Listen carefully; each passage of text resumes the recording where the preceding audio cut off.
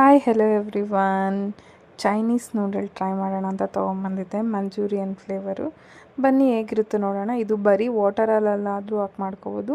ಈ ಥರ onions, tomato ಮತ್ತು ಒಗ್ಗರಣೆ ಹಾಕಿ ಕೂಡ ಮಾಡ್ಕೋಬೋದು. ನನಗೆ ಈ ಥರ ಇಷ್ಟ, ಅದಕ್ಕೆ ಈ ಥರನೇ ಮಾಡ್ತಾಯಿದ್ದೀನಿ.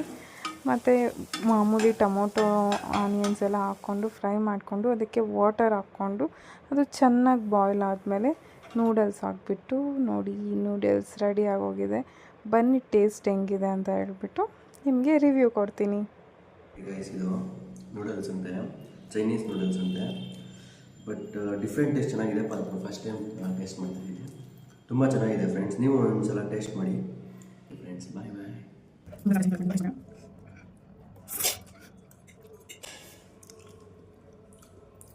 ಚೆನ್ನಾಗಿದೆ, ಒಂಥರ ಡಿಫ್ರೆಂಟ್ ಟೇಸ್ಟ್ ಅಂತಲೇ ಹೇಳ್ಬೋದು.